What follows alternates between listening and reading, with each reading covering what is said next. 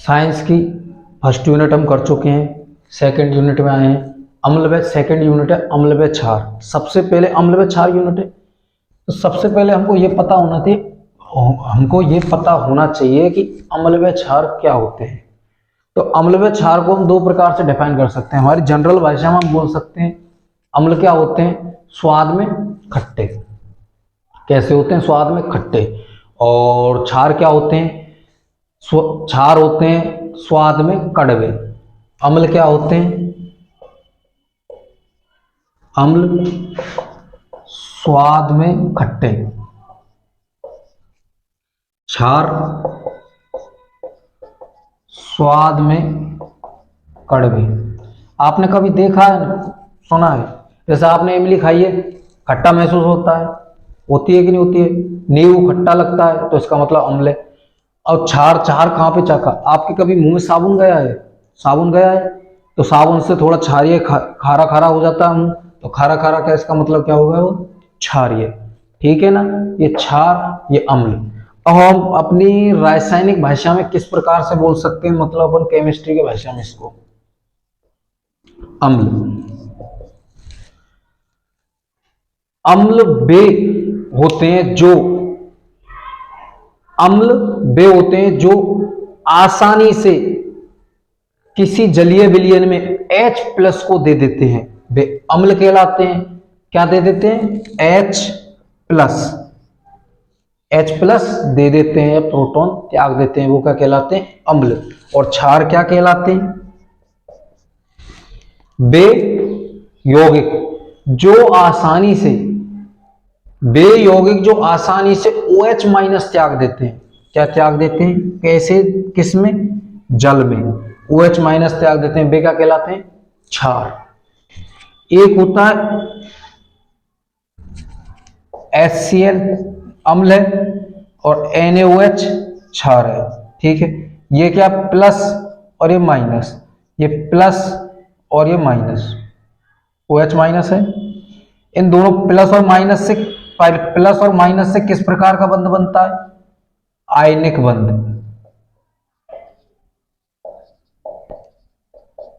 आयनिक बंध बनता है। यहां तक यह जीवन में प्रयोग।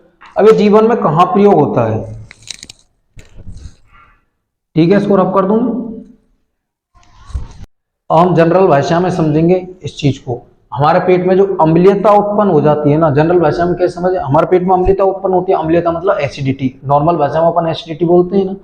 तो क्या बोलते हैं कि भैया एसिडिटी हो गई, तो क्या करना है हमको, एसिडिटी हो गई तो हमको कोई भी इनो ले लेते हैं और हमारा पेट सही हो जाएगा 6 सेकंड में।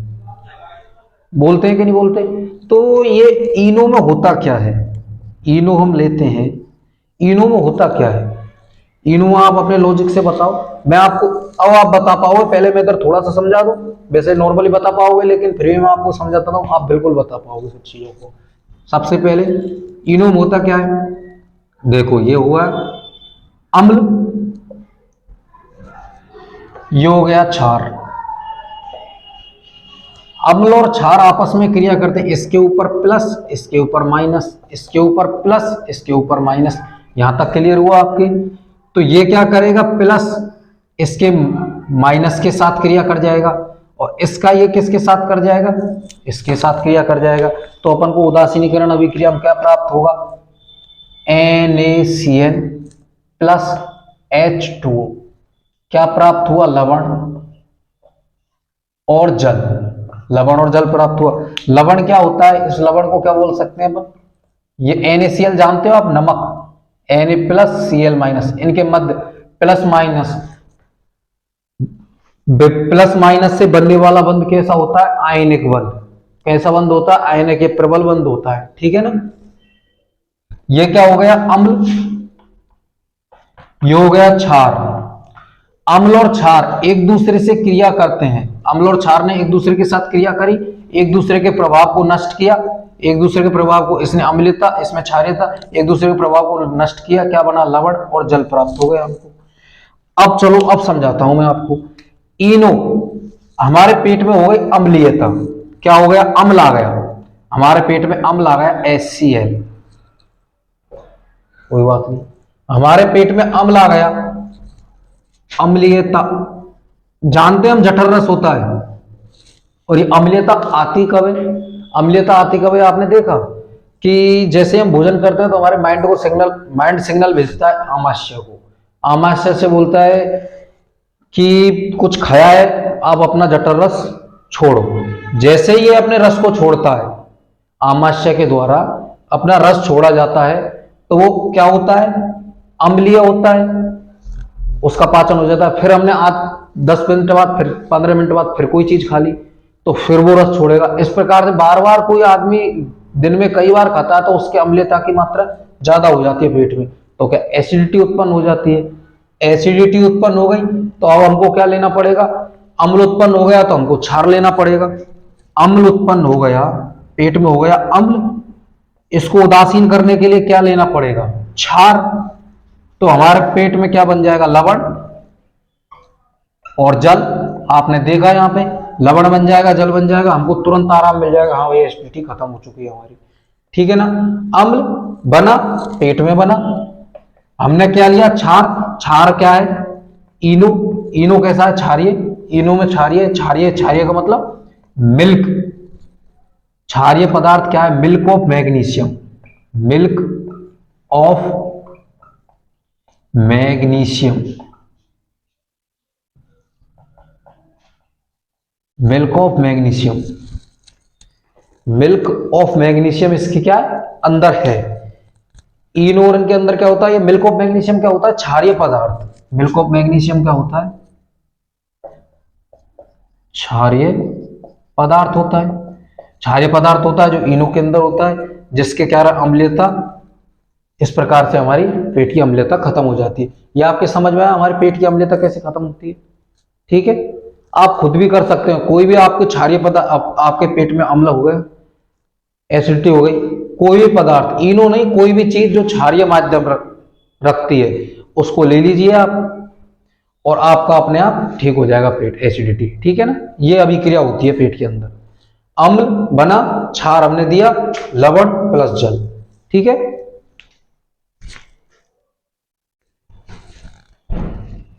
एक नए फैक्ट को देखेंगे जो हमारी जनरल लाइफ में हम देख सकते हैं इस बात को, कि हमारा ताजमहल सफेद संगमरमर से बना है, सबको पता है सफेद है, व्हाइट है वो, लेकिन वह धीरे धीरे पीला पड़ता जा रहा है। धीरे धीरे वो सफेद व्हाइट पीला पड़ता जाता है, क्यों? इसका आपको पता है? कई दोस्तों को पता होगा लेकिन कहीं को नहीं पता होगा, तो मैं आपको बता रहा हूं। ये पीला क्यों पड़ता है? ये होता है अम्लीय वर्षा। अम्लीय अम्लीय वर्षा के कारण। किसके कारण पड़ रहा है पीला? अम्लीय वर्षा के कारण। सर ये अम्लीय वर्षा क्या होती है? सबसे पहले तो हमको ये समझाओ, अम्लीय वर्षा तो आपने बोल दिया अम्लीय वर्षा के कारण। सर अम्लीय वर्षा क्या होती है? अम्लीय वर्षा क्या होती है? अम्लीय वर्षा होता है, हम जानते हैं, क्या जानते हैं कि शुद्ध जल का पीएच, शुद्ध जल का पीएच 7 मतलब उदासीन होता है। आपको पीएच स्केल में बताया मैंने, ये पीएच स्केल होती है 1 से 14 तक होता है। ये कितना होता है? 1 से 14, ये यहाँ पे होता है 7, ये होता है उदासीन। इधर होता है अम्लीयता बढ़ती जाती है, इधर जाएंगे क्षारीयता बढ़ती जाएगी, और बीच में होता है उदासीन। अब ये शुद्ध जल का पीएच होता है 7 मतलब उदासीन होता है। अम्लीयता का इसका मतलब क्या हुआ? इसके पीएच के मान में कमी आई है, अम्लीय वर्षा हो रही है। ये अम्लीय वर्षा क्यों हो रही है उसको देखना है। जब वर्षा जल का पीएच, जब वर्षा जल का पीएच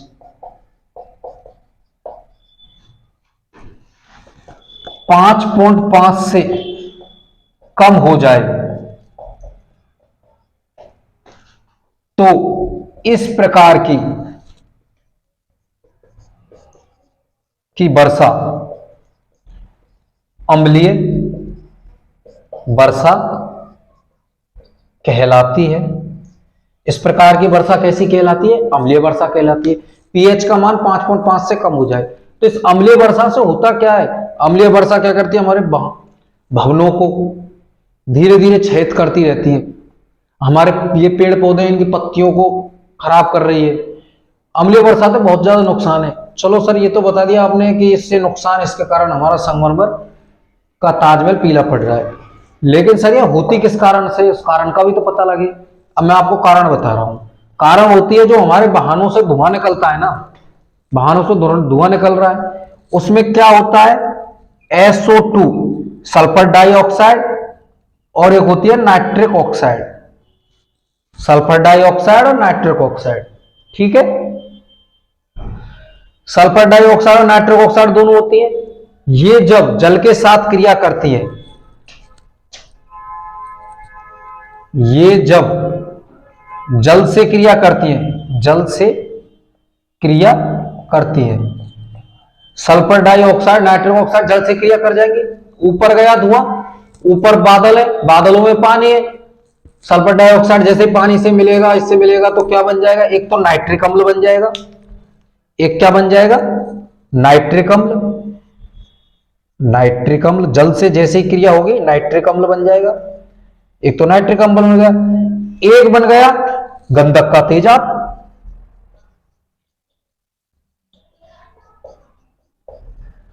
अब दोनों ही अम्लीय प्रवृत्ति के हैं, तो पानी की अम्लीयता को घटा देंगे कि नहीं घटा, अम्लीयता 7 से कम कर दी कि नहीं कर दी, अम्लीयता घट गई, इसका मतलब क्या, इसका पीएच का मान घट गया, इसका मतलब क्या हुआ, अम्लीयता बढ़ गई, अम्लीयता बढ़ गई, नाइट्रिक अम्ल। अब ये क्या करता है, जैसे ये वर्षा यहां से जाती है, नाइट्रिक अम्ल और गंधक का तेजाब बन गया। इसके कारण क्या होती है, जल का पीएच का मान क्या हो जाता है, कम हो जाता है। जल के पीएच का मान कम हो गया तो वर्षा के अम्लीय कहलाएगी, क्योंकि उसका 5.5 से पीएच कम हो गया, सामान्य होता है उदासीन 7 में। इस कारण से अम्लीय वर्षा होती है। और इसके नुकसान क्या क्या हो जाते हैं, जो भी हमारी बाहर वस्तुएं रखी होती हैं वो धीरे धीरे अम्लीयता के कारण क्या होने लगती है, क्षय या खत्म होने लगती है। इसीलिए तो आपने देखा होगा कि ताजमहल के आसपास कई किलोमीटर तक के एरिया में धुआं, जो धुआं देते हैं वाहन, जो पेट्रोल डीजल या इस चीज से चलते हैं, उनको अलाउ नहीं किया जाता है। वहां पे केवल इलेक्ट्रिक वाहन चलते हैं। आप ऑब्जर्व करके देखना उस जगह पे कि वहां पे सर हमने देखा है कि एक भी वहां पे पेट्रोल डीजल वाली वाहन नहीं जाता है, वहां पे इलेक्ट्रिकल वाहन अंदर जा पाता है। ठीक है, आप इस बात को ऑब्जर्व करना, वहां पे देखना, आप वहां पे मिलेगा आपको। क्यों, इसकी मुहिम छेड़ी थी, क्यों, उनको पता लगा कि ये धीरे धीरे पीला पड़ रहा है, पीला पड़ रहा है तो पीला पड़ रहा है, इसको तो रोकथाम तो करनी पड़ेगी सरकार को, क्योंकि हमारा ये जो हमारे अजूबे हैं उनमें से एक अजूबा है।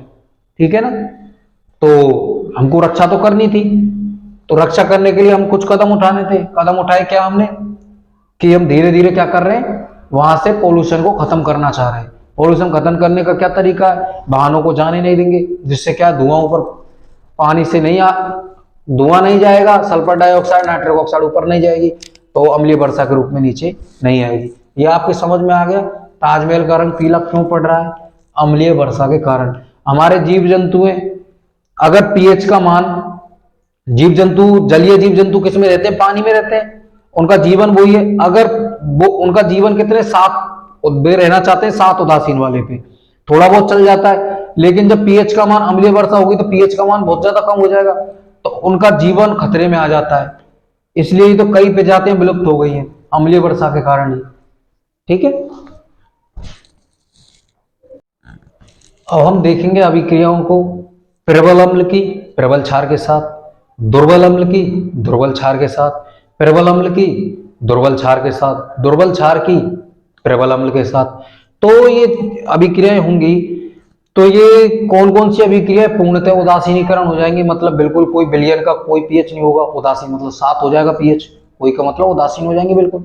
और कौन कौन सी अभिक्रिया में पीएच का मान अम्लीय होगा या क्षारीय होगा, 7 से कम होगा या 7 से ज्यादा होगा, वो हमको देखना है। कॉमन सेंस लगाओ एक आदमी, हम लगाते हैं कॉमन सेंस। एक प्रबल चीज हम जानते हैं, अम्ल और क्षार एक दूसरे के दुश्मन है, एक दूसरे में मिला देंगे तो तुरंत उदासीन कर देंगे एक दूसरे को।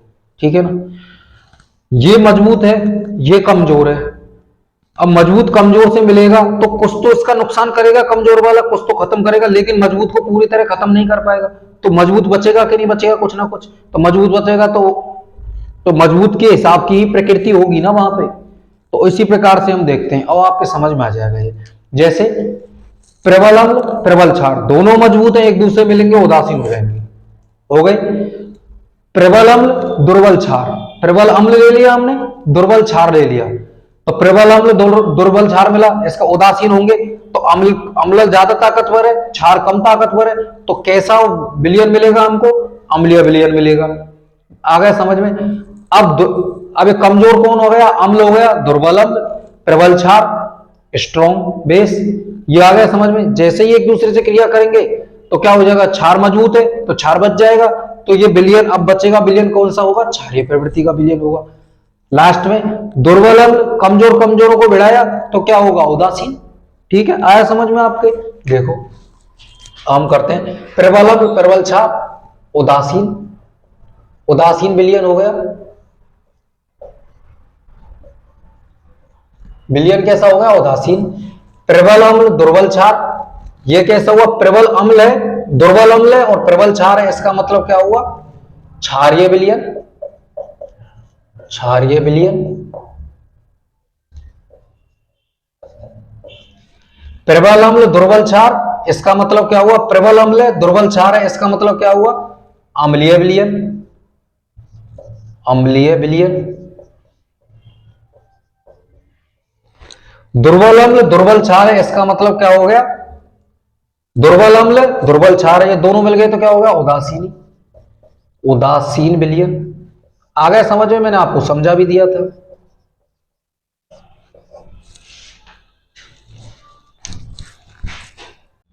हम पढ़ेंगे बेकिंग सोडा, खाने का सोडा और धोने का सोडा, दोनों सोडों को पढ़ेंगे। ये होते क्या, प्राप्त कैसे होते हैं।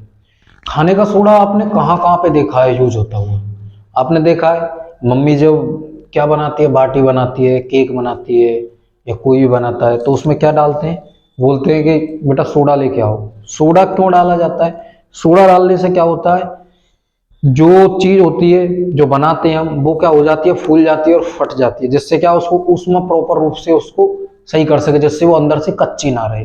ठीक है ना, इसके पीछे ये साइंस है। ये क्या क्षारीय माध्यम होता है, कैसा माध्यम होता है, क्षारीय। अब आप बताओ एक लॉजिकली रूप से, खाने का सोडा कैसा है, क्षारीय, मान लिया क्षारीय।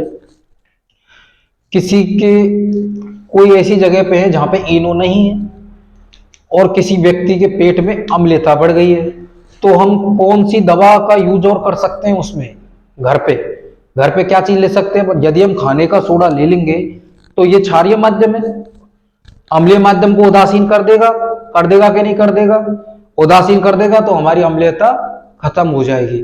ठीक है ना, तो हम क्या ले सकते हैं, खाने का सोडा भी हम यूज में ले सकते हैं इनो की जगह। ठीक है, ये आपका क्लियर हुआ। क्षारीय प्रवृत्ति का होता है, क्षारीय प्रवृत्ति का होता है, इससे हमने उपयोग देख लिया। इसका उपयोग कहाँ कहाँ होता है, केक बनाने में, जो भी बेकरी का सामान होता है उसको बनाने में। क्यों, बेकरी का सामान क्या होता है, उसको वो फूला हुआ फूली अवस्था में होता है, फुलाने के लिए क्या है, क्षारीय माध्यम डाला जाता है। कभी कभार खाने का सोडा नहीं होता है, तो कभी कभार कोई भी बोल देता है कि भाई इनो डाल दो इसमें। इनो का क्षारीय माध्यम, हमको क्षार डालना है उसमें, चाहे तो हम खाने का सोडा डाल दें चाहे इनो डाल दें, हमको डालना है क्षार। तो क्षार डालने के बाद वो क्या फूल जाती है। आपका ये क्लियर हो गया। बेकिंग सोडा आ गया। बेकिंग सोडा का सूत्र क्या होता है, सोडियम बाई कार्बोनेट। जहां पे CO3 दिख जाए वहां क्या लगाना है आपको, कार्बोनेट। क्या लिखना है, कार्बोनेट, कार्बोनेट। CO3 दिख जाए वहां बोलना क्या है, कार्बोनेट। H का मतलब होता है बाई, S का मतलब क्या होता है, सोडियम। तो इसका सूत्र क्या हो गया, सोडियम बाई कार्बोनेट। ये क्लियर हो गया, किसका, खाने के सोडे का क्या हो गया, सोडियम बाई कार्बोनेट। अब इसके बाद धोने का सोडा, धोने के सोडे का सूत्र क्या है, धोने के लिए जल की आवश्यकता होती है। खाने के सोडे और धोने के सोडे में ऐसे अंतर करना, इसमें तो बाई कार्बोनेट, ये तो नॉर्मली आता है, इसमें कार्बोनेट आता है। इसमें क्या है, 10 जल के अणु होंगे, क्रिस्टलीय अणु। तो धोने के लिए किसकी ट्रिक है ये, धोने के लिए जल की आवश्यकता होती है। जल किसमें होगा, जल किसमें होगा, धोने के सोडे में। ठीक है ना। C का मतलब, CO3 का मतलब क्या बताया था मैंने, कार्बो नेट। इसका क्या बताया था? सोडियम। तो ये क्या बन गया? सोडियम कार्बोनेट, कार्बोनेट और 10 जल के अणु। तो क्या बन गया है? धोने का सोडा। धोने का सोडा कहां कहां काम आता है? आपने देखा जो भी झाग करते हैं कपड़ा धोने के लिए, ठीक है ना, जो झाग करती है चीजें, इसमें धोने का सोडा होता है। ठीक है, आपकी ये चीज क्लियर हुई? अब ये बनाया कैसे जाता है? अब जो हमारा क्या होता है, बेकिंग सोडा होता है, सोडियम बाई कार्बोनेट को जैसे ही गर्म करते हैं, सोडियम कार्बोनेट, जल के अणु और CO2 गैस बाहर निकलती है। तो जल के अणु तो क्या हो जाएंगे? कम से कम 10 जल के अणु होंगे सोडियम बाई कार्बोनेट में। 10 जल के अणु होंगे कि नहीं होंगे? ये चीज क्लियर हुई? आपके आ गया बेकिंग सोडा और धोने का सोडा, दोनों सूत्र भी याद हो गए। सूत्र याद करने का तरीका क्या है? धोने के लिए किसकी जरूरत पड़ती है? जल की। जल किस में आ रहा है? इसमें। तो इसका मतलब क्या हुआ है? धोने का सोडा। ठीक है ना?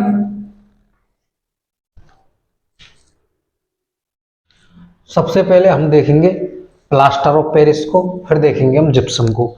आप ये प्लास्टर ऑफ पेरिस आपने कहीं सुना है ना? आपने बोलता है हमको पीओपी करानी है। क्या करानी है? पीओपी बोलते हैं ना, पीओपी करा रहे हैं दीवार पे। पीओपी क्या होती है? Plaster of Paris. प्लास्टर का मतलब पी, ऑफ का मतलब ओ, पेरिस का मतलब पी। तो ये क्या हो गया? पीओपी। पीओपी क्या होती है? Plaster of Paris. Plaster of Paris में ये क्या होता है? Calcium sulphate. कैल्शियम सल्फेट के साथ कितना जल का अणु होता है? आधा जल का अणु होता है। तो वो क्या कहलाता है? Plaster of Paris.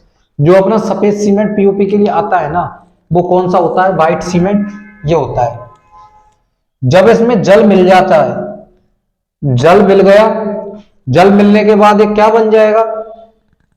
जिप्सम। किसमें परिवर्तित हो जाएगा? जिप्सम में। दीवार चमकती होती है, चिकनी हो जाती है, जिप्सम, जिप्सम के रूप में कन्वर्ट हो जाएगा। क्या मिलने के बाद? जल मिलने के बाद। जिप्सम का सूत्र क्या है?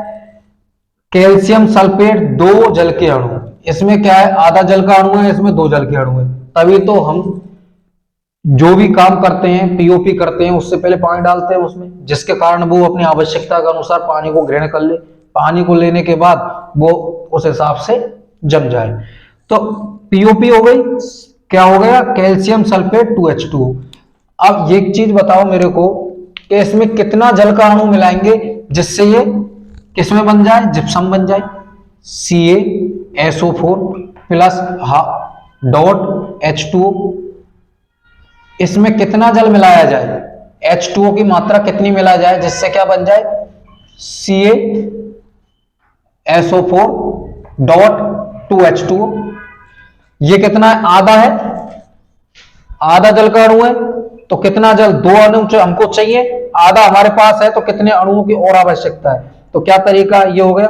इसको इससे, इसको इससे, इसको इससे, तो कितना हो गया? 4 - 1/2। ठीक है, या आप इस तरीके से करते हो, कर सकते हो 2 - 1/2। कभी भिन्न संख्याओं को बदलते हैं तो ये कितना हो जाएगा? नीचे 1 है या 2 है, एलसीएम कितना है? 2। तो यहाँ कितना आ गया? 2। यहाँ हो गया 1, या कितना हो गया? या कितना हो गया? 2। 2 दूना के 4, 2 से 2 गुना होगा 4, 1, 4 में से 1 गया 3, कितना होगा? 3/2। यहाँ पे भी कितना आया? 3/2। ठीक है, कितने जल के अणुओं की आवश्यकता होगी हमको? 3 जल के अणुओं की आवश्यकता होगी। 3/2 जल के अणुओं की आवश्यकता होगी। ये हो गया। इसके बाद ये देखते हैं जिप्सम। जिप्सम का आ गया, जिप्सम बन गया। इसको अगर 343 केल्विन तापमान पर गर्म कर दें तो आधा जल का अणु, 3/2 जल का अणु बाहर हो जाएगा और हमको क्या प्राप्त हो जाएगा? पीओपी। ठीक है, यहां तक क्लियर हुआ? अब हम देखते हैं प्लास्टर ऑफ पेरिस।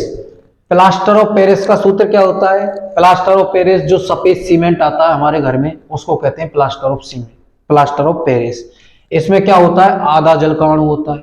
जब हम इसमें पानी मिला देते हैं, उसके बाद जब जम जाता है, तब क्या बन जाता है? जिप्सम। इसलिए प्लास्टर ऑफ पेरिस और जिप्सम के सूत्र में कभी कंफ्यूज नहीं होना है।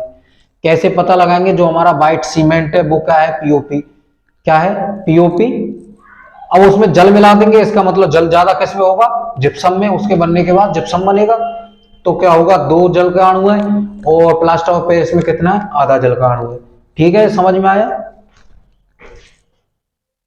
ये जो पदार्थ दिए हुए हैं, यौगिक दिए हुए हैं, इनमें किस प्रकार का अम्ल है उसको देखना है। सिरका, सिरका में क्या होता है? एसिटिक अम्ल। कैसा होता है? एसिटिक। सिरका में होता है एसिटिक अम्ल। इंपॉर्टेंट है भाई, याद आते हैं। टमाटर में ऑक्सैलिक, ऑक्सैलिक, ऑक्सैलिक अम्ल। ठीक है। इमली में टार्ट्रिक, याद कराऊंगा इनको, पहले लिख दूं, टार्ट्रिक अम्ल। चींटी के डंक, किसी प्रकार का डंक डंक होता है मेथेनोइक, मेथेनोइक, मेथेनोइक अम्ल, मेथेनोइक अम्ल हो गया। इसके बाद दही में लैक्टिक अम्ल,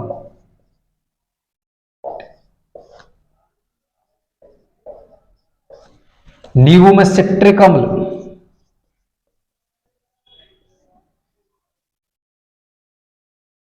आया आपके। अब मैं आपको बताता हूं उनको याद करने का तरीका। सिरका, सिरका में क्या होता है? एसिटिक अम्ल। ठीक है। और नींबू में क्या होता है? सिट्रिक अम्ल। नींबू, संतरा, जो भी ऐसी चीजें नींबू के साथ की, नींबू, संतरा, इनमें क्या होता है? सिट्रिक अम्ल। ठीक है। अब देखो टमाटर में क्या होता है? ऑक्जेलिक अम्ल। हमारा जो पेट में पथरी जमती है ना, वो ऑक्जेलिक अम्ल के कारण ही बनती है, जमती है। क्या होती है पथरी का सूत्र? Calcium oxalate. पथरी किसकी बनी होती है? कैल्शियम ऑक्सिलेट की। इसलिए क्या कहा जाता है? टमाटर के बीज खाने वाले की पथरी ज्यादा होती है। ठीक है ना, क्योंकि टमाटर के बीज में ऑक्सिलेट होता है और कैल्शियम से क्रिया करके कैल्शियम ऑक्सिलेट बनाती है, जो क्या पथरी जमा देती है। जो हमारे पित्त में पथरी या किडनी में पथरी निकलती है वो कैल्शियम ऑक्सिलेट की होती है। ठीक है, आ गया समझ में आपके। इमली क्या होती है? इमली में टार्ट्रिक अम्ल। आपने सुना है पानी में, जो पानी पता से खाते हैं उसमें टार्ट्री डालते हैं, इमली डालते हैं, टार्ट्री होता है, टार्ट्री भी डालते हैं। तो इसमें क्या होता है? इमली में टार्ट्रिक अम्ल। किसी प्रकार का डंक हो, चींटी का, मधुमक्खी का और नेटल का, किसी पेड़ का किसी प्रकार का डंक लग रहा है और उसके कारण दर्द उत्पन्न हो रहा है, तो उसमें कौन सा अम्ल होगा? अम्ल हुआ तो मेथेनोइक अम्ल। सभी प्रकार के डंकों में मेथेनोइक अम्ल। ये क्लियर हुआ। दही, दही में कैसा अम्ल होता है? लैक्टिक अम्ल। और इसमें जीवाणु कौन सा होता है? लैक्टोबैसिलस। लैक्टो, दही में कौन सा अम्ल होता है? लैक्टिक। और जीवाणु कौन सा होता है? लैक्टोबैसिलस। लैक्टोबैसिलस जीवाणु होता है, जिसके कारण क्या होता है? नींबू में सिट्रिक अम्ल। आपको ये बता दिया। इनको इंपॉर्टेंट है, इनको एक बार और वीडियो को देखोगे आपको बिल्कुल क्लियर हो जाएगा। हम देखेंगे कि हमारे दांतों में जो कीड़े लग जाते हैं, जो कैविटी लग जाती है, वो किस कारण से लगती है और कैसे वो ठीक हो सकती है। ठीक है ना, आज हम इस चीज को समझेंगे। सबसे पहले हम इसको समझ, कैविटी किस में लगती है? दांतों में। तो दांत किन किन तत्वों से मिलकर बने होते हैं? कैल्शियम होता है, फास्फोरस होता है और अन्य खनिज तत्व होते हैं, जिसके कारण क्या हमारे दांतों का निर्माण होता है। चलो दांत बन गए। दांतों पे एक परत होती है, आपने देखी है, चिकनी चिकनी परत। मंजन करते हैं चिकनी हो जाती है, वाइट हो जाती है, वाइट रहती है। ये अपनी शरीर की सबसे ज्यादा कठोर पदार्थ कहलाता है, जिसे क्या कहते हैं? इनेमिल। जिसे क्या कहते हैं? इनेमिल। हिंदी में क्या बोलते हैं? इनेमिल। सबसे कठोर पदार्थ होता है। अगर बोले क्वेश्चन में कि सबसे कठोर पदार्थ क्या होता है, तो हमारे दांतों में सबसे कठोर पदार्थ होता है इनेमिल। दांतों में क्या? पूरी बॉडी में। वैसे तो ये टूटता नहीं है, बहुत कठोर होता है, लेकिन इसको टूटने के लिए, क्षय होने के लिए भी एक इसका दुश्मन खड़ा हुआ है। क्या? अगर हमारे मुंह का पीएच, मुंह के पीएच का मान 5.5 से, मतलब ज्यादा अम्लीय हो जाए, 5.5 से कम, जैसे ज्यादा कम अम्लीय हो जाएगा, 5.5 से कम, 5 हो जाए या इससे कम और हो जाए और अधिक अम्लीय हो जाए, तो इसका मतलब क्या हो जाएगा? हमारा दांतों का ये जो इनेमिल की परत है ये क्षय होने लग जाएगी। ये कठोर परत क्षय होने लग जाएगी, तो अंदर क्या होगा? अंदर हमारे दांत कोमल है, उनसे क्या है, जैसे ये भोजन भोजन इसमें अंदर चला जाएगा, अंदर चला जाएगा, धीरे धीरे सड़ेगा, सड़ेगा तो जीवाणु उत्पन्न होंगे, जीवाणु उत्पन्न होंगे तो हमारे क्या? दांतों में कैविटी लग जाएगी। आया समझ में कैसे कैविटी लगेगी? दांतों में कैविटी लग गई। अब क्या करें कैविटी को हटाने के लिए? अगर मुंह का पीएच, अब सर एक चीज बताओ, अपन के मुंह के कैविटी कब लगती है सर? किस कारण से लगती है उसको मैं आपको बताता हूं। कैविटी कब लगती है? जब हमारे दांत है ना, दांतों के ऊपर प्लांक, प्लांक का मतलब मैल, मैल होता है ना, मैल, मैल की परत जम जाती है, मैल की परत जम गई।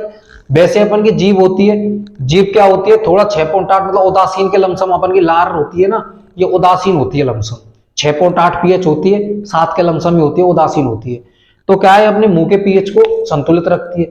लेकिन क्या मुंह का पीएच तो है 6 के लमसम, 6.8, लेकिन क्या प्लांक जम गया, मैल जम गया, मैल के अंदर जीभ तो जा नहीं पाएगी, अंदर हमारी लार नहीं जा पाएगी, तो अंदर क्या हो जाएगा, पीएच का मान कम हो जाएगा, पीएच का मान कम हो जाएगा, पीएच का मान कम हो जाएगा तो क्या हो जाएगा, एनेमेल की परत खत्म होने लग चल जाएगी, खत्म होती चली जाएगी। तो क्या होगा, खत्म हो जाएगी, तो अंदर क्या कोमल दांत है, उसमें क्या जो प्लांक है, प्लांक उससे कोमल दांत से खिंच जाएगा, खिंच जाएगा तो धीरे धीरे कैविटी शुरू हो जाएगी और वो दांत सड़ने लग जाएगा। इस प्रकार से हमारी कैविटी शुरू होती है। अब चलो ये भी समझ में आ गया सर हमारे कैविटी क्यों होती है, एनेमल की परत कैसे हो जाती है। हमारी जीभ चलती रहती है, लेकिन वो क्या प्लांक जम जाता है, उसके कारण हमारी क्या जीभ वहां तक लार को नहीं पहुंच पाती है और अंदर ही अंदर वो दांत क्या सड़ने लग जाता है। इसलिए तो बोला जाता है कि ब्रुश करना चाहिए, ब्रुश करेंगे तो वो क्या प्लांक टूट जाएगा, प्लांक टूट जाएगा तो हमारी जीभ पूरे को उदासीन रखेगी, उदासीन के लमसम 6.8 के लमसम रखेगी। अब इसके बाद हमको क्या करना है, टूथपेस्ट देखे होंगे आपने, टूथपेस्ट, टूथपेस्ट करने के बाद थोड़ा खारा खारा सा मुंह हो जाता है, इसका मतलब क्या है, उनमें टूथपेस्ट में क्षारीय पदार्थ, क्षारीय पदार्थ क्यों डाला गया है, क्योंकि अम्लीय पदार्थ क्या हो गया, अम्ल है हमारे इसमें दांतों पे प्लांक, उसको क्षार के द्वारा उदासीन करके हम बाहर निकाल सकते हैं, निकाल सकते हैं कि नहीं निकाल सकते। आपने एक बात और देखी होगी, क्या बात देखी, कि बोलते हैं नमक से मंजन करो, नमक से मंजन करो। नमक क्या होता है, NaCl, नमक होता है NaCl प्लस हमारे मुंह में क्या है, जल है H2O, तो क्या बनाएगा NaOH, NaOH का निर्माण करे, NaOH का है क्षार, इसलिए बोला जाता है ना नमक से, इस टूथपेस्ट में नमक है तो नमक का क्या काम है, ऐसा काम है, ठीक है ना, क्षार बना देगा जिसके कारण कैविटी खत्म हो जाएगी। आया समझ में आपके, ये क्लियर हुआ कैविटी वाला, जब आपका बिल्कुल क्लियर हो गया होगा, ठीक है ना। और आज पढ़ेंगे हम लिटमस पत्र, लिटमस पत्र के बारे में, लिटमस पत्र का क्या उपयोग है, कैसे उपयोग किया जाता है। वैज्ञानिकों के पास समस्या आई, क्या समस्या आई, कि कोई विलयन है, अम्लीय और क्षारीय, इसको पहचाना कैसे जाए। तो हम जानते हैं स्वाद में खट्टे होते हैं, कड़वे होते हैं, लेकिन हर विलयन को हम चख नहीं सकते, हर एसिड को हम चख नहीं सकते, कई एसिड इतनी सांद्रता में होते हैं कि हम जल जाते हैं उसको देख के, हर एसिड को हम नहीं चख सकते, हर बेस को हम नहीं चख सकते, तो क्या करें, चख के तो हम पता लगा नहीं सकते। तो क्या किया, लिटमस पत्र का विकास किया गया। ये पत्र क्या होता है, लिटमस पत्र एक होता है जो किससे प्राप्त होता है, लीचेन के पौधे से होता है, एक कागज होता है, ठीक है, कागज सा होता है, उस पे यदि हम अम्ल गिराएंगे, लिटमस पत्र पे यदि हम अम्ल डालेंगे तो वो नीला, नीला लिटमस पत्र है वो कैसा हो जाएगा, लाल, नीला क्या हो जाएगा, लाल। अगर नीला लाल हो गया इसका मतलब वे विलयन कैसा है, अम्लीय। यदि लिटमस पत्र लाल लिटमस पत्र है और वे क्या हो गया, नीला, इसका मतलब है विलयन कैसा है, क्षारीय विलयन। एक को आप याद रख लेना, कंफ्यूज मत होना, ये खूब क्वेश्चन आते हैं, ठीक है ना, कंफ्यूज मत होना, पहले बता रहा हूं। अम्ल, अनील, अनिल, ऐसे हो गया अम्ल, न से हो गया नीला, ऐसे हो गया लाल, ले से हो गया लाल, ऐसे हो गया अम्ल। अम्ल नीले लिटमस पत्र को लाल कर देता है, एक आपको याद हो गया। दूसरा वाला उल्टा है, क्षार लाल को नीला कर देता है, एक ट्रिक को याद रख लो, ठीक है, ये क्लियर हुआ आपके।